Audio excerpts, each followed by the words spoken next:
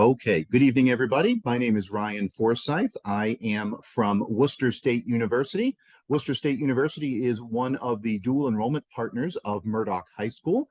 Ms. Rondeau has been coordinating for a number of years dual enrollment programs at the high school that are only for Murdock students with a couple of different colleges. One of those colleges just happens to be the place that I work, Worcester State University. And tonight we're here to give you some information so that you can make an informed decision on whether or not this program is right for you. Whether you are intending to enroll at Murdock, stay enrolled at Murdock, or whether you're deciding to take a college preparatory curriculum or a dual enrollment curriculum, this will give you a good idea of what the dual enrollment offerings are for the upcoming year and the ways in which you can take them as part of your high school experience. So we'll hop right into it, and we'll start with general information about what this is. So the dual enrollment program at Murdock is exactly what it sounds like. It is a dual enrollment. So for students that participate in this program, they are both Murdock High School students working to graduate with their diploma from Murdock High School, and they are Worcester State University students at the same time taking Worcester State University classes. These are classes that are both, some of them are graduation requirements, things like English, right? In order to graduate from high school, you must take a number of 4 English classes during high school. Well, one of the classes, or maybe more, that we'll offer you through dual enrollment is an English class, and therefore it satisfies 2 different requirements. One is a high school graduation requirement of English, and the other is the English requirement that might be required of you when you go to college. This program is jointly put on by the Winchendon Public Schools as well as Murdock High School. And as I mentioned a moment ago, there are some other dual enrollment classes that happen here at Murdock as well through places like Mount Wachusett Community College. Tonight, we're going to be talking about the classes that are expected to be offered in the 23-24 academic year. And these are the classes that are exclusively offered through Worcester State University. And let's start by taking a look at what's happening this fall. Now on the screen here, these are courses that are being offered this coming fall 2023, and they are courses that are specifically designed for seniors. Notice at the top of the screen, it says that we're only talking about seniors at this point. So for seniors in the fall of 2023, you're going to have the opportunity to take English 101. We talked a moment ago about how that satisfies your high school graduation requirement. So that can be your 4th English.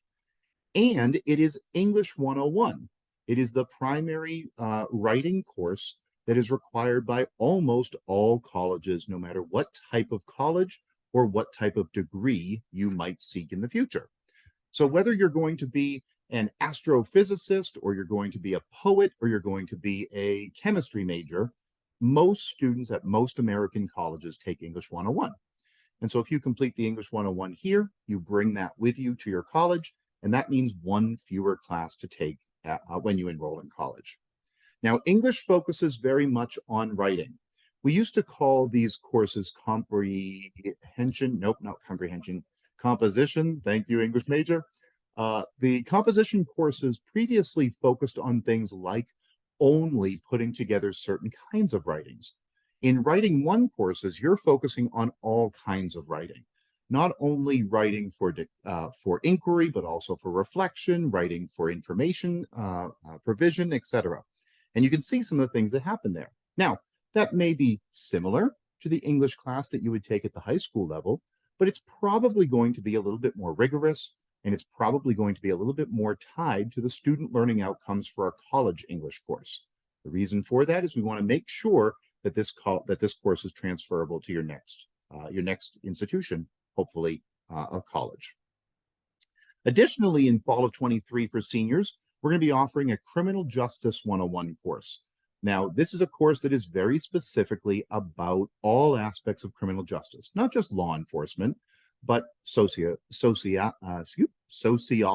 issues that relate to the reasons that crime happens, reactions to those crimes, not only through law enforcement, but also through probate and the court system, as well as information about the ways in which our our society decides to respect recidivism or the lack thereof. And so all of that is built into a criminal justice course that certainly, if you were thinking about being a criminal justice major, is perfect, right? If law enforcement or corrections or probation or federal agencies of any sort, law enforcement agencies, were interesting to you, this is the perfect course for you. But you might say, well, I know I don't want to be a police officer or a corrections officer, so why would I take Criminal Justice 101? Well, the reason is because a course like this satisfies a humanities requirement in a general education core. When you think about a college degree, of course, if you're taking a bachelor's degree, you're going to take a major, right? You're going to focus on whatever your area of interest is: nursing, veterinary medicine, urban studies, whatever it is that your major is. But you're also going to take core courses and elective courses. And this is the kind of course that would satisfy a humanities requirement and potentially satisfy a part of your core. So this is a very transferable course, a 100 level course that transfers easily to other colleges and universities, but it's a topical area that's not normal to high school, right? If you think about high school, what do you take in high school? English, math, science, history. Not many high schools offer criminal justice. And so this is seen as a bit of a unique opportunity for you to take a humanities college level transferable course while you are in high school. Usually our most popular course in the last 4 years. CJ 101 and maybe public speaking. So we have a couple of courses that have been offered year after year here at Murdock. And if you didn't hear Ms. Rondo in the back, Criminal Justice 101 is very popular. It is a 101 course, right? So you're not getting into the real in-depth information that you're going to have in a 300 or 400 level course. This is your basic criminal justice information, which most high school students do find interesting. We'll also be offering a third course, which is a humanities-specific course. Now, humanities-specific courses are things like psychology, sociology, the course that we talked about a moment ago, public speaking or communications. These are, again, courses that are interesting. They're courses that many students find value in. I remember our Psych 101 course from a couple of years ago. We got letters at the college about how amazing that course was because it's an introspective psychology. You're thinking about yourself and the way in which your brain works with others. And that was something that was received very well. We haven't put the final details on exactly which course this will be, but it will definitely be in the humanities section. And this is a third course that's going to be available this fall for seniors. As Ms. Rondeau mentioned, I almost called you by your first name. As Ms. Rondeau mentioned, there are additionally this year courses, or at least courses that are being added for the purpose of providing dual enrollment courses to junior students. This will be the first time for Murdock. Other high schools have done this for a little while, and we're glad that Murdock is able to do the same thing. We believe that college courses taught by the right faculty and in the right supportive environment, which we'll talk about in a few moments, are able to be successfully completed by any high school junior or senior. And that's why we've agreed to work with Murdock this year to bring courses to the juniors. So if you are a junior, you're going to be a junior in September, you will have an opportunity to take a humanities course in the fall 2023. Again, that's going to be a psychology, a sociology, could be an urban studies course, could be an English course. No, not English, excuse me. Could be communications, public speaking. One of these courses that, again, is going to be transferable at the 100 level, still a college level course, which is transferable and just gets your feet wet, just gets you started on your college career as early as the beginning of your junior year in high school. Now, moving on to the spring of 2024. In spring of 2024, we intend to offer a variety of other courses for seniors. As you can see on the screen, all of those are listed here. They include a mathematics course.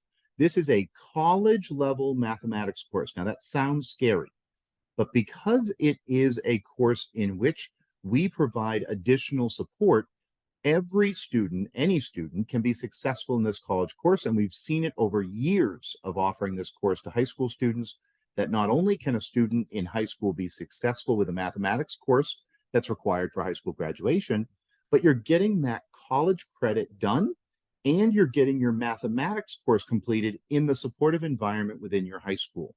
We have so many students that begin at the university, take that first college math class and stumble because college math is hard. And when you're taking it in college, maybe in your first term, maybe in a new environment, you don't have that support system wrapped around you anymore. We have a number of students that stumble in mathematics once they're into college. Here, we believe that you're taking this course in a very supportive environment. You've got faculty that are hand-selected to teach this course for high school students, and you've got wraparound supports that we'll talk more about in a few moments. This is your most basic mathematics course. So if you are going to be an English major when you get to college, or a journalism major, or sociology, this math class might satisfy all of the math requirement that would be necessary for you to complete your bachelor's degree in college. No math in college. If, on the other hand, you're going into a STEM field, if you think that maybe engineering or computer science or chemistry or biology or nursing are for you, well, then this is not an adequate amount of math. This is going to get you started, but then you'll have 5, 6, 7, 10 more math classes once you get into college if you're in a STEM field. But regardless of whether you're going into the humanities or STEM, you're going to have a good foundation, a good first math class with Math 105. Second, we're going to be offering a science course in the spring of 2024. This science could be one of a million things. It could absolutely be an environmental science, a public health, a chemistry.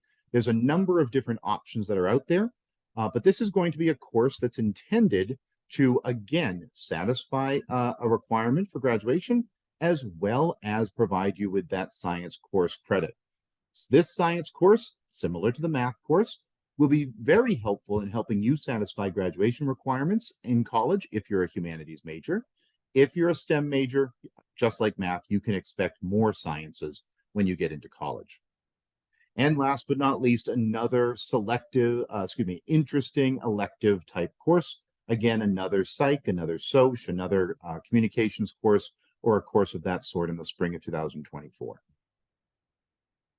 Also in spring of 2024, we're again wetting your whistle as a junior. In your junior year, we're not looking to pressure you with a college level course that is in, say, mathematics. We are looking to offer courses that we know have been successful with high school students before.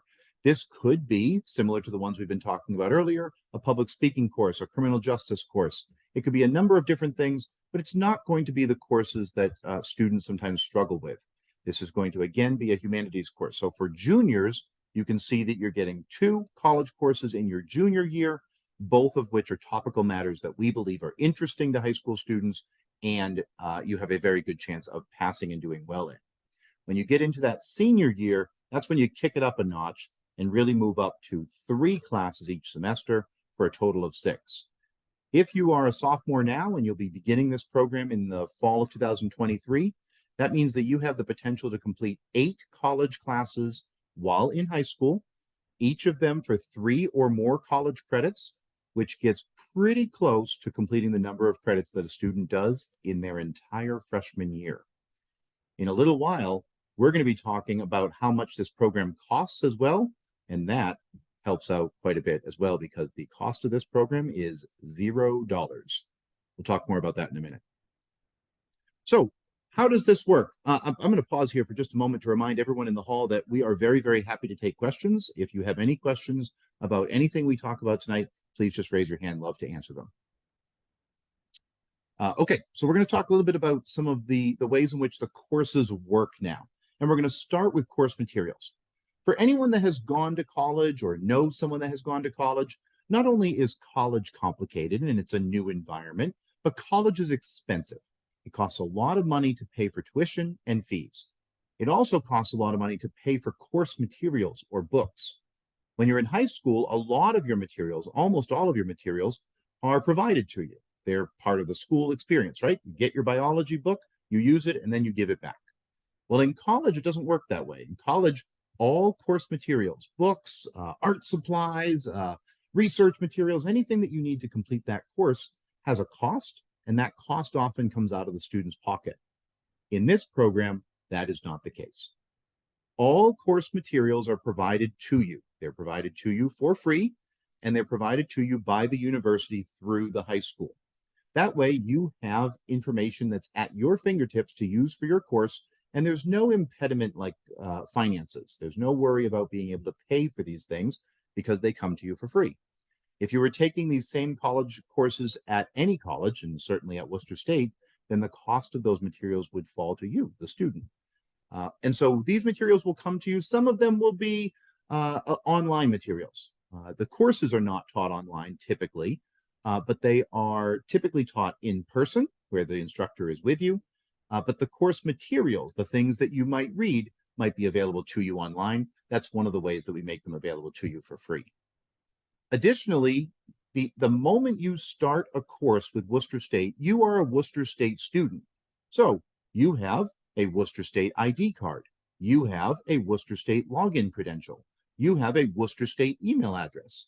And so you have access to all of the things that Worcester State University students do.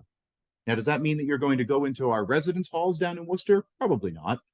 But it might mean that you might use the library, for instance, a library that is wildly robust and part of an interlibrary loan system that has resources all over the world. So now, not only for your dual enrollment course, but also for the courses that you're doing in high school level courses, you can use the Worcester State Library for free. You do so at that website that you see right there on the screen, where you're able to not only access the things that the Worcester State Library has, but also all of the online periodicals that we are subscribed to. So whether you're doing research or whatever you're looking for, the library is now your playground. Additionally, the faculty that are going to be teaching these classes are faculty at Worcester State. They are people that teach regular college classes to regular college students. However, for those of you that have been to college before, you might remember back that you sometimes had your favorite professor and then sometimes you didn't. Well, the luxury of this program is that every one of the faculty that teach the classes are hand-selected to work with a high school audience. So if you think about that one professor who you just did not get along with, or those are the professors that we don't select to come and work with a high school population. Again, a real good way to start a college class with a faculty member that appreciates that you are in high school. These courses are college courses, college rigor, college student learning outcomes, college papers, college assignments, college grading schema. So there is no ability to be flexible with that. If we don't use college rigor, for instance, it's not a college course and you can't get credit for it. So it is a college course, but it's taught by a professor that understands that you're a high school student. And so being supportive of you while you're going through the process, understanding that there might be a need to have a little extra time with you to help you understand something about the course or about an assignment, those are things that we expect our dual enrollment faculty to do. And last but not least, all of the courses are supported by Miss Rondeau and the rest of the staff here at the high school. So what that means is you're not just put in a room with somebody, in a tweed jacket that is a new face to you. You have not only the resources of your professor, but you have the resources of someone from your high school that that you're able to go to and say, what did he say? Or what did she say at that last class? Does she really want us to do a 4-page paper by Friday? So those are the kinds of resources you've got here at Murdock, someone to go to, someone to work with, someone to support you that you might not have in your first semester at UMass Amherst or Keene State. And so this is, again, a nice way to begin that college career. We talked earlier about the resources you're going to have access to at Worcester State. We talked about how you are a Worcester State student. And so you'll be receiving login credentials to Worcester State that gain you access to the library that we already talked about, and a number of other resources that only Worcester State students have access to. We're going to issue you a WSU email. It is on worcester.edu, so it is on our website, but it's just a regular Gmail account. A Gmail account that you can continue to use the storage, use the Google Drive, use information to share with your professor, for instance. But it is also something that is now yours. So you can now use that to gain access to other things. The library is a great resource, one that is important, but also things like student accessibility services that exist on the college campus that might not necessarily exist in the high school. I'm going to pause again and just check and see if we have any questions about anything we've heard so far. Yes, ma'am.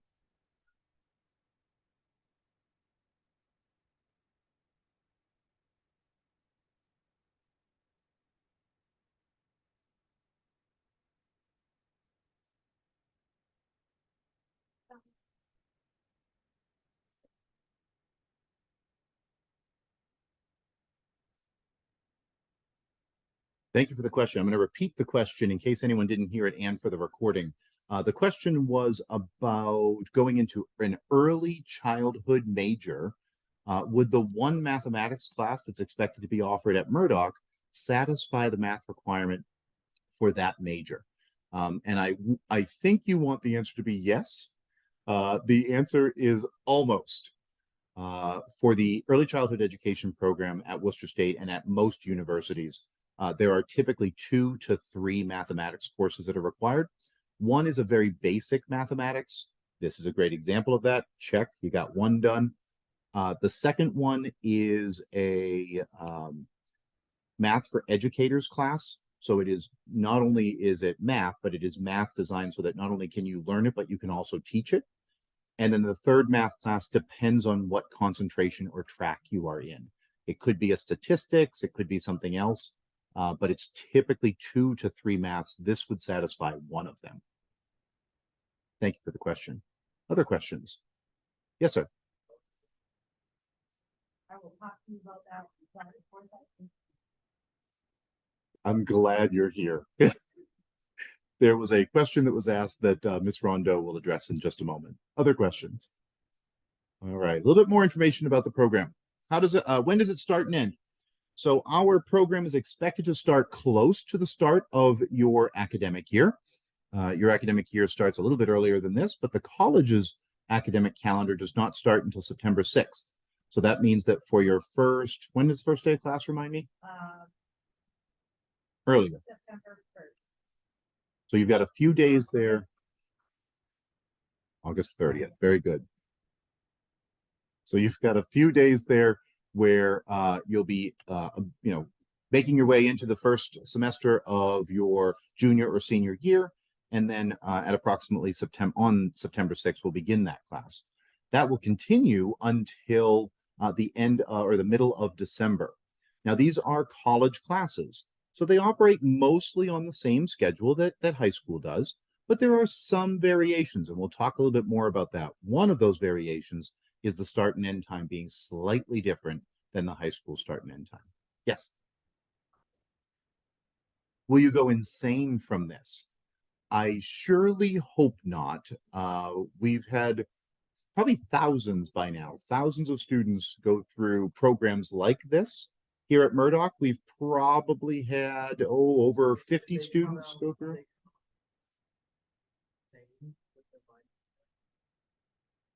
Is that like a 70% success? I think mostly sane, mostly sane. Couple other things to cover with you. So most of our dual enrollment classes are going to meet in person in the school building. The classes that have happened in the past happen in a certain area of the high school where the students know is the classroom for the dual enrollment classes. So while the students stay generally in one classroom, the professors sort of are the ones that rotate in and out. This gives you the opportunity again to learn in your environment. You're not getting in a car or getting on a bus and driving to some other place. It's happening right here. These again are college classes with college professors. It's just that the location is here so that it's convenient for you and your schedule. Some classes may be held in the building, in the classroom, where you and your classmates are all in one place, but the professor could potentially be on the screen. We try to avoid that because we generally find that there are better outcomes when the professor and the student are in the same room. But there are some classes that it is hard to find a professor. So the science course, for instance, that we intend to offer in the spring semester, that's a field that is harder to find qualified faculty, especially qualified faculty that work well with high school students, and to find them willing to travel and be in person. So in some rare cases, we have had courses that are the professor is online and the students are in person, either with Miss Rondeau in the room. That's right. Either way, all of the students and Miss Rondeau are in the room for all of the classes. It just depends on the modality that the professor will be using. In college, of course, there is a significant amount of coursework and lecture and group work and discussion that happens within the class.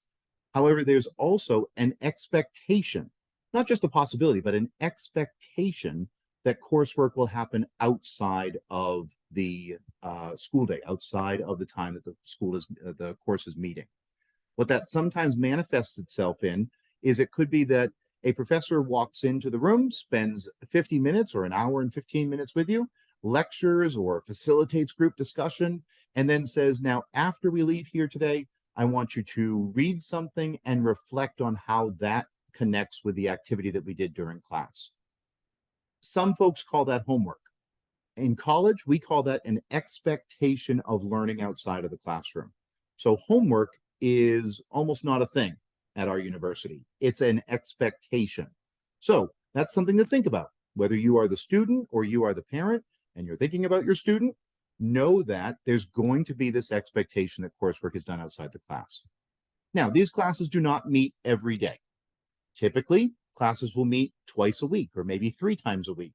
So what does that look like? Well, that means that your class could be held on Tuesdays and Thursdays, where the professor is with you. And then on the off days, Miss Rondeau facilitates opportunities for students to embark on additional learning, or in some cases, the completion of the coursework that was assigned during the class period.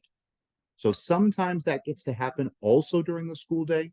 But again, this is something to go into with your eyes open, that there will be expectations for work outside of your time with the professor. And last but not least, of course, you will have contact with your professor through multiple modalities. Absolutely email. Every one of our professors communicates by email. When you attend class, you'll bring with you the typical materials. If materials are provided to you, such as online materials, you'll have the ability to either access them using perhaps a Chromebook or have printed them out if that's the way you learn best. But you'll have the materials that are needed for your class. Each class will be different. For a public speaking class, there aren't a lot of materials, right? There's a lot of orating, there's a lot of practicing how you present yourself and how you speak. Whereas for an English 101 class, there will be plenty of things for you to read and write, so that you can tell that each class is a little bit different. But you'll definitely bring your course materials and whatever you use to take good notes. That good notes could be a Chromebook, it could be a pen and paper, whatever works for you. The calendar that we'll be following, especially this fall, very, very, very much aligns with the high school calendar. This is not always the case. Sometimes college classes and high school classes don't match. Let's think of an example. In the springtime, high schools have February break and April break, right? A week off in the 3rd week of February and a 3rd week of April. But in college, our break is only 1 week. It's in March and it's called spring break. So those two things don't align. When we get to planning the actual courses and the actual meeting times for the spring of 2024, we're going to get that worked out, and we're going to make sure that the school is able to notify you in advance of what your schedule will be in the spring. But in the fall, we're lucky because the two calendars match pretty well. Obviously, we don't have class on the major holidays like Columbus Day, Veterans Day, and the Thanksgiving recess. Otherwise, the courses generally are the same. One place where a course could be a little bit different is if there is a cancellation, a delay, or an early release. We have a couple of early releases in the fall semester. I want to say the week of Thanksgiving. I think we have 3 that week in the high school. If there is an early release or a cancellation or a dismissal that interferes with the start time of your college course, then that college course typically does not happen. Now, that doesn't mean that you might not still be expected to come to school by the high school, and you'll still be in that school, potentially with in that classroom with Miss Rondeau, but the professor will meet with you if the beginning of the class is not interrupted by a cancellation, a delay, or an early release. On rare occasions, a professor may cancel class. This is not done because he or she doesn't feel like teaching. This is done because of something significant, car troubles or something like that. When that happens, it is typical for the professor to notify his or her students that a class cancellation is coming up to the extent that they're able to. If it's car troubles on the way here, of course, that's difficult to do. But the expectation, Ms. Rondeau, shake your head to make sure I'm right. The expectation is that if the course is canceled by a professor, that does not mean that you do not come to high school. You are still in the building at the same times that you would be otherwise. It just may be that that day you're doing some supportive work with Ms. Rondeau instead of meeting with your professor. Or something. If they have a group session, or they will give me an assignment and I will assign it to the students. Various. Great.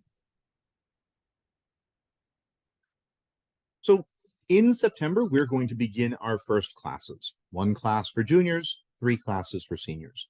Those classes are going to start on September 6th. In college, there's very important dates in which a student can decide to withdraw from a class. These dates are more important on the college level, I would argue, than the high school level, because your decision to stay in or not stay in some of these classes has a permanent academic record tied to it. So let's talk a little bit about what that looks like. If you start a college class and complete that college class, you're going to receive a grade. We typically see grades of A's, B's, and C's. We don't really see D's or F's all that often, but it's possible. So you're going to receive a grade. That grade is going to go on a college transcript. That college transcript is now yours permanently for life. You've earned an A in English 101. You have a transcript at Worcester State from now until forever that says that you have earned an A in English 101.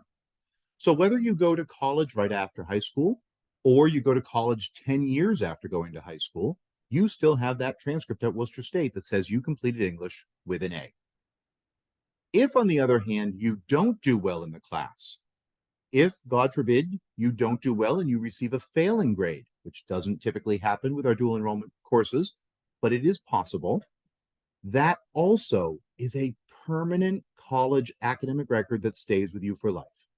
And that cannot change. You can't take the class again and make it go away, for instance. It is a permanent academic record. And that is why colleges give you the opportunity to step away from the classes, to drop a college class or withdraw from a college class. But those decisions have to be made relatively early in the semester. And you can see those dates up here on the screen. To drop a college course, that means that you are removing yourself from the college course and the university keeps no academic record for you. No transcript, no grade, no withdrawal, no record whatsoever that you were in the class. That opportunity exists up until September 19th. If you go beyond September 19th in the class, then that class gives you the opportunity to withdraw from that class. Now, withdrawal is different than drop. Drop means no academic record. Withdrawal means you do have an academic record with Worcester State, but that academic record does not have an A, B, C, D, or F grade. It has a W grade.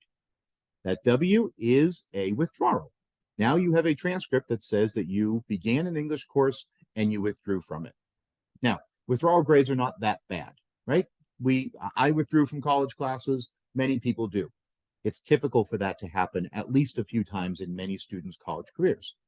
But we try to limit that because lots of withdrawals does have negative implications that are complicated and we don't need to get into them tonight. So we don't want you to withdraw from classes willy-nilly, but if it's necessary to protect from failing a class, then we can get you withdrawn.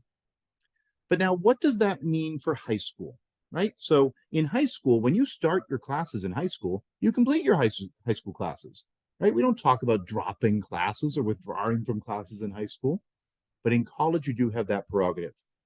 We will work with you and the school very, very closely if this is ever an interest of yours. It's good for you to know that these dates exist. It's good to know that you have the opportunity to withdraw or drop. But if that's something you decide to do, we have to do so very closely with your guidance counselor and with Miss Rondeau, because we would need to get you into potentially a different class and make sure you're caught up in that class in order to complete your graduation requirements.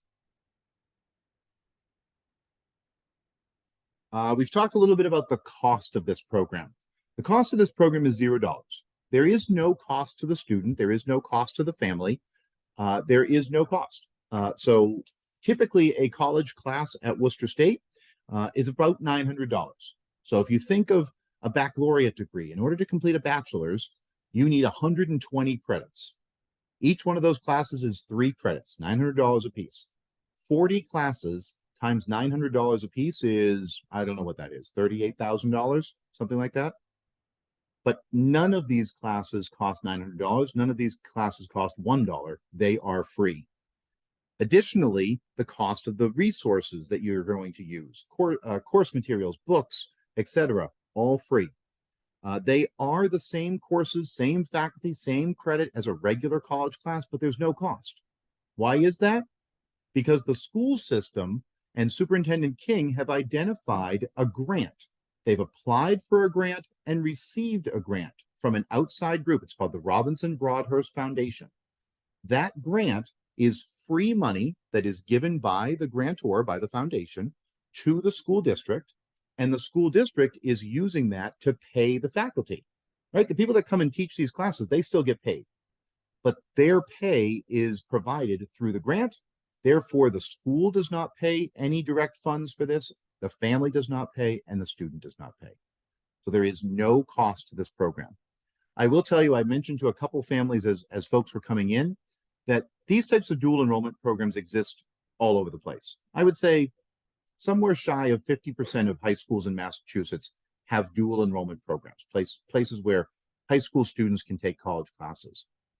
But the concept of the course being free and paid for by someone other than the family, that's not normal. I just had a very hard conversation with a family from Grafton this morning. We do dual enrollment programs at Grafton High School. The student received a D in the course and earned that D, possibly generously from the professor. And they received a D on the transcript. And the parent was upset because they were required to pay $900 for that course. And now the student has a D. Because Grafton does not have grant funding to pay for the program, they had to pay out of pocket. Here at Murdock, there is no cost. For students, what is expected of you? Well, you are expected to attend all classes. In high school, if you have had a trouble making it to class on time, making it to school on time, if you've had an absentee problem in high school, you want to think long and hard about your ability to commit to these college classes. Because in college classes, the attendance policy is 100% the professor's prerogative. Let me be more clear about that. If the professor wants to give you the ability to have 1 or 2 absences and not affect your grade, that's the professor's prerogative. But if the professor says you get 1 absence, and if you are missing class twice, you are deducted a full grade from A all the way down to B, that is the professor's prerogative. So attendance is important, extremely important. On more than one occasion, we have had a student do very, very well in a class and get upset because they receive a B, and it can be because of the attendance policy. Also, professors will expect you to be engaged in class. If you are used to being able to calculate your own grade as you're going through the semester, in college classes, that is far less typical because many professors provide a portion of the grade based on their assessment of your engagement. Now, this is sometimes hard for high school families to conceptualize and to accept that this is not an objective review, right? This is a professor's assessment of your engagement. So if you're, putting the head down during class or you're not responding when asked questions, that can reduce your grade.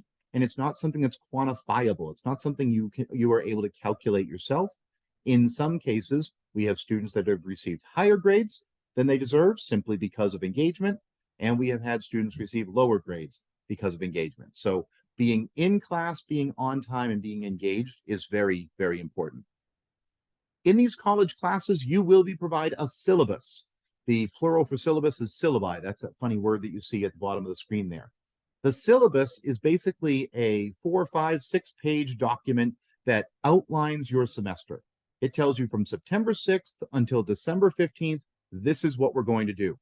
There's not a lot of surprises in college courses. It's not like all of a sudden we have a pop quiz or a paper that comes out of nowhere. Instead, you're going to get a document from the 1, 2, or 3 classes that you're taking in each semester, and it's going to tell you, on September 6th, we're going to do introductions. On September 15th, you owe me a 2-page paper. On September 17th, we're going to have a test. So you're going to see what that progression is like. Now, it is the professor's prerogative to change that. It does happen on occasion, especially if the whole class's learning is either ahead or behind of where the class should be. But they have to tell you that, right? If the syllabus says you're going to have a test on the 17th and that test is not going to happen, the professor tells you that. So there's a good way to know what's coming, to know what is expected of you.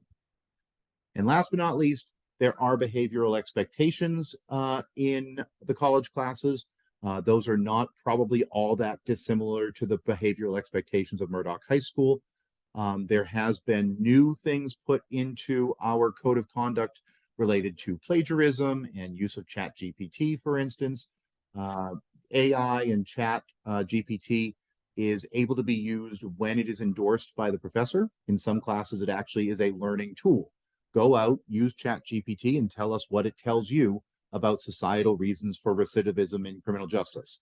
In other cases, though, if Chat GPT is not approved to be used, then that is use of Chat GPT or any AI for that matter has the potential for decreasing a grade or failing the course.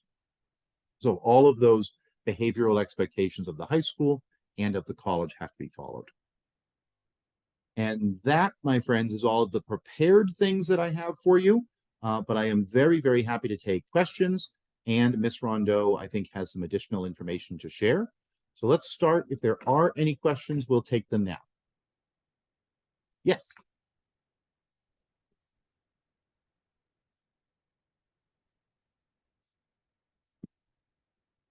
Good question. Oh, yes, fabulous question. Thank you. The question is for students that are taking dual enrollment courses through Murdock High School. Does that give them a greater opportunity to be admitted to the university that's providing the dual enrollment courses, Worcester State University? And the short answer is absolutely yes. Students that take 2 dual enrollment courses, minimum of 2, and pass them with a grade of A or B are close to guaranteed admission. Of course, if you have not graduated high school, you cannot be admitted to any 4-year institution. And if you have below a 2.0 high school GPA, you cannot be admitted to any University of Massachusetts or state university. But barring those 2 things, if you have passed 2 dual enrollment courses with an A or a B, you are guaranteed admission to the university and your application fee is waived. So you don't pay to apply to Worcester State and you are typically admitted. Those 2 things that are absolutes are you have to graduate high school and you have to have at least a 2.0 high school GPA. But those 2 college classes, you complete 2 college classes with an A or B, we're pretty confident you can complete the rest of them with an A or B too. I look at kids' transcripts, so to be able to participate in this program, I'm looking for kids who have about a 2.0, around a 2.0 or better GPA. Not to say that we haven't taken students with below that, but that's sort of why we look at that requirement. Ms. Rondeau, do you mind coming up here? I do not mind. I want the computer to pick you up. Other questions? Yes. I'm so sorry. What? You think professors have a sense of humor? Asking for a friend. Some of them have senses of humor. Yeah, that's the correct answer. The question was, do we have professors that have senses of humor? And the answer is sometimes. So I want to talk a little bit about what your day might look like versus the typical high school day. So for our seniors, for example, you will be you'll have at least the 3 classes. I will run your transcripts. As a matter of fact, right now I have run all of the current juniors transcripts. If you are missing any requirements for your high school graduation, we will make sure that you have those as well. So if you are short a phys ed class, we will make sure you get a phys ed class so that you will be able to graduate on time next year. If you need another year of language, foreign language, we will make sure that you get that as well. So I work with guidance and the other staff to make sure that the schedule works for you. So for seniors, typically what that means too is the first semester, we do a lot of work in Naviance, which is career exploration, school exploration. We go on college visits. And one of the reasons I want to make sure, if you haven't signed in, to make sure you sign in tonight. We do have a college visit on June 20th. We're going to UMass Amherst. So if you are interested in going out to UMass to visit the school, please, I'll give you that opportunity to go. We always take a visit to Worcester State, tour the campus. Last year, additionally, I think we went to Salem State and we went out to the Pioneer Valley. So UMass, Smith, Hadley, all those.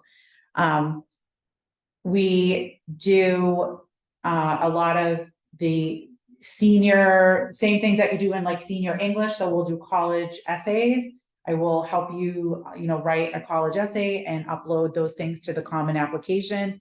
We do workshops with guidance around college application, financial aid, FAFSA, all of those things. So it's not just about doing the dual enrollment classes, but it's about, the college application process as well. Then in the second quarter, we start looking at internship opportunities. So I will work with you to find an internship placement if that is what you want to do, or you could choose to do a senior project. Our internships, I have placed students at the fire department. I've placed students in the education field, like within our own school district. We've had kids go into private businesses in various fields. So I will work with you to identify an internship or project that you're interested in. And starting in like December, then you will go out, you'll start going out on those internships. So like Dr. Forsyth said, for example, our classes with the university end mid-December and they don't start again until mid-January. So in those 4 weeks when you don't have classes, when we start looking at outplacing you for internships or working on senior projects or community service, right? You're getting $5,000 or more worth of college credit for free. It's okay for you to give something back to the community, and we work together on doing things in the school, in the community that, not just benefit us, but benefit our other students as well.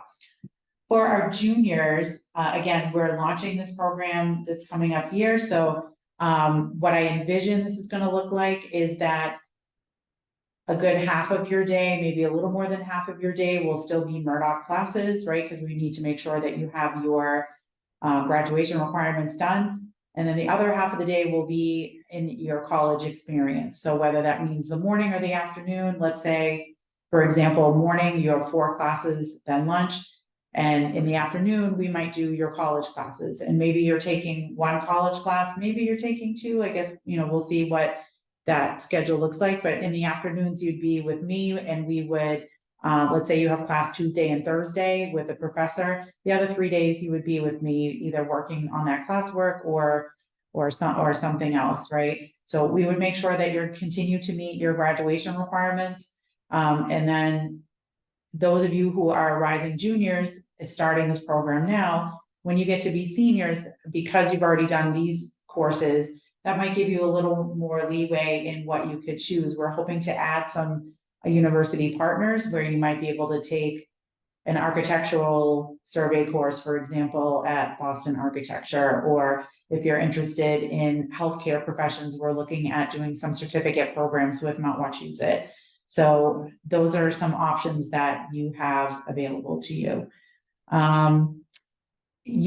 So you have already filled out a schedule. We make every student fill out a schedule, because if you change your mind about this, it's easier for us to have you in a schedule and pull you out of those classes if you decide, yeah, I'm going to do dual enrollment, than it is to not have you do a schedule and then have to shoehorn you into somewhere else. So if you've already chosen classes, which everyone in this room should have done, I will work with guidance to make sure that you have, again, those classes that you need, maybe some of those classes that you want to take, like band, music, art, computer science, those kinds of things, and then work with our university partners to get those college classes for you. So other questions that you might have?